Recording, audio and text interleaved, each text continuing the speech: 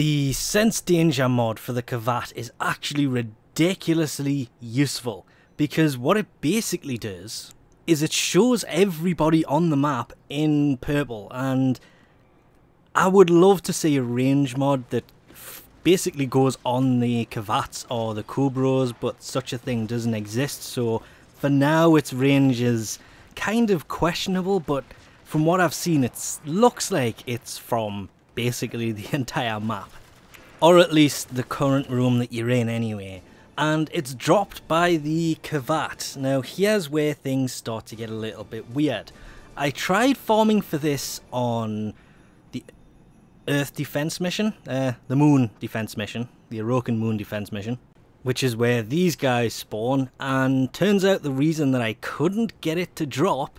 is this guy only drops 2. It doesn't drop all of them. It has to be the wild Kavat to drop that one. And as far as I can tell, the feral Kavat, which is literally just called the Kavat in the Codex, only seems to spawn in the Orokin derelict. That all aside, this mod has become very useful, and if it wasn't for the fact that there are the cephalon fragments all over the place, I do think that the Animal Instinct, which I also tend to use in conjunction with this mod, I would be very tempted on dumping that mod for this, because okay, it doesn't show the enemies as a red dot on the map, but it's better because you don't have to look on the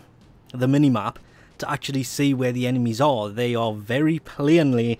right in front of you in bright purple. Of course there will be behind walls, there'll be obstacles in the way.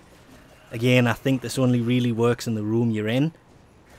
but it's just the usefulness of this has become just insanely useful. Some of the major downsides, well honestly it's only one major downside I've actually come across when it comes to this thing, and it's that sometimes when you cast it, dead enemies will also start to glow.